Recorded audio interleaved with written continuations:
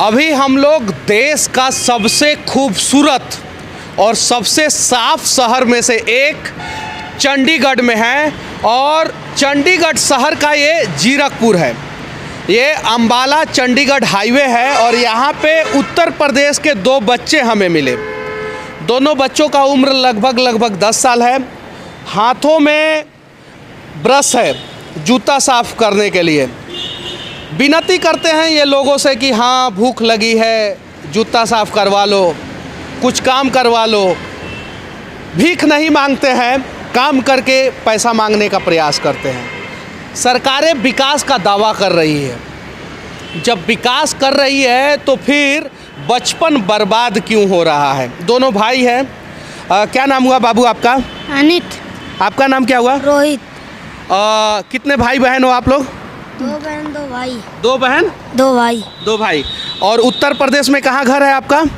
कन्नौज जिला। कन्नौज, यानी ये अखिलेश यादव का जिला।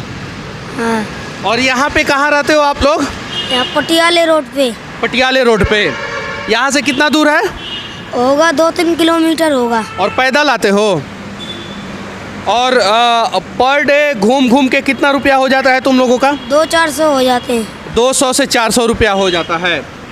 ये बचपन बर्बाद हो रहा है और बचपन को बचाने की ज़रूरत है। और जब तक हिंदुस्तान में बचपन बर्बाद होते रहेगा तब तक शायद हिंदुस्तान महाशक्ति नहीं बनेगा। एयर कंडीशन कमरों में हम बैठ के चीन से, पाकिस्तान से, अमेरिका से अपना तुलना कर सकते हैं और अपने आप को विकासशील नहीं विकसित महाशक्ति विश्व गुरु घोषित कर सकते हैं। लेकिन सच्चाई ये है कि सड़कों पे भी हमारे यहाँ के युवाओं का, बच्चों का भविष्य बर्बाद होता है और इसे सब लोग देखते हैं। जिस दिन हिंदुस्तान से गरीबी दूर हो जाएगी उस दिन हिंदुस्तान महाशक्ति बन जाएगा। लेकिन गरीबी कब दूर होगी? नेता सिर्फ और सिर्फ हर चुनावी भाषण में गरीबी दूर करने का प्रयास करते हैं, बात करते हैं, लेकिन दूर नहीं करते हैं बल्कि गरीबों को मिटाने का प्रयास करते हैं। कोरोना जब हुआ था तो तुम लोग यहीं थे कि घर गए? यहीं थे। डर नहीं लगा तुम लोगों को? लगा था। फिर घर क्यों नहीं गए? मुश्किल हो गई।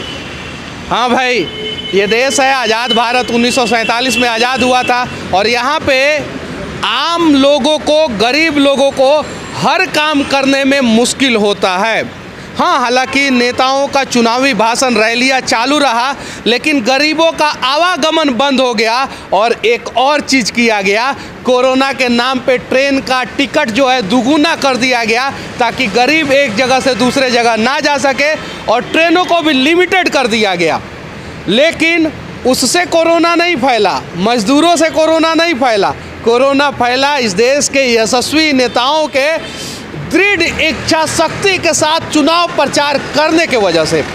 अच्छा ये बताओ बाबू, सरकार के द्वारा तुम लोगों को मदद किया जाता है कि नहीं किया जाता है? नहीं क्या जाता है। क्या क्या किया जाता है वो बताओ। यहाँ पर बड़े लोग, सरदार ने आटा दिया, चावल, रोटी सब। किन लोगों ने दिया? सरदार जी ने। हाँ, सरकार और सरदार में फ़र्क होता है। सरदार लोगों ने मदद किया था, सरकार ने मदद नहीं किया था। हाँ, हालांकि सरकार ने भी थोड़ा बहुत मदद किया, लेकिन वो मदद बहुत कम है। और अगर देश को आगे लेके जाने की ज़रूरत है ना, तो नेताओं को एयर कंडीशन कमरों में से बाहर निकलना होगा, ज़मीन पे आना होगा, इस मजबूरी को समझना होगा।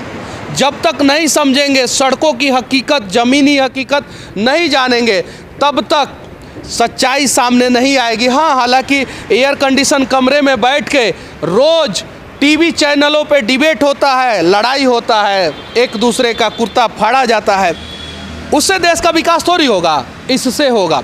चलिए आगे चलेंगे और कुछ ज़मीनी हकीकत को दिखाने का प्रयास करेंगे। बस ये दोनों बच्चे हमारे पास आए थे और रिक्वेस्ट करने लगे कि हाँ भूख लगी है, कुछ दे दो, जूता साफ करा लो।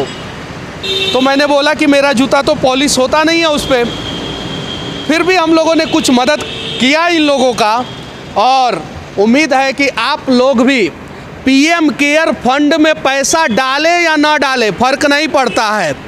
लेकिन इस प्रकार के गरीबों का, बच्चों का मदद करने का प्रयास करें और हर इस देश का सक्षम व्यक्ति सिर्फ और सिर्फ एक असक्षम बच्चा, एक असक्षम गरीब का मदद करना शुरू कर देना, तो इस देश को सरकार से पहले इस देश के लोग जो है सशक्त, महाशक्ति और गरीबों से मुक्त कर सकते हैं।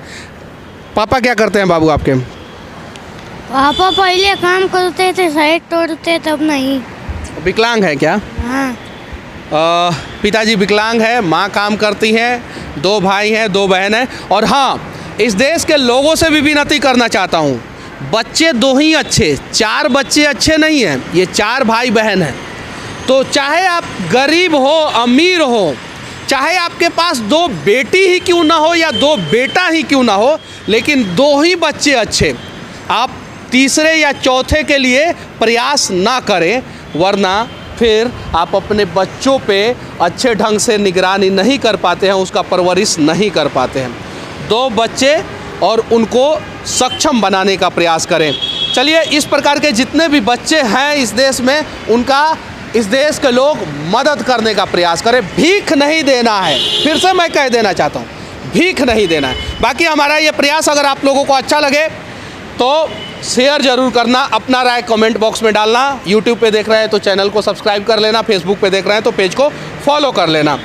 इस देश का एक अच्छा शहर, विकसित शहर, खूबसूरत शहर चंडीगढ़ से सच तक के लिए मैं मनीष कश्यप। जय हिंद।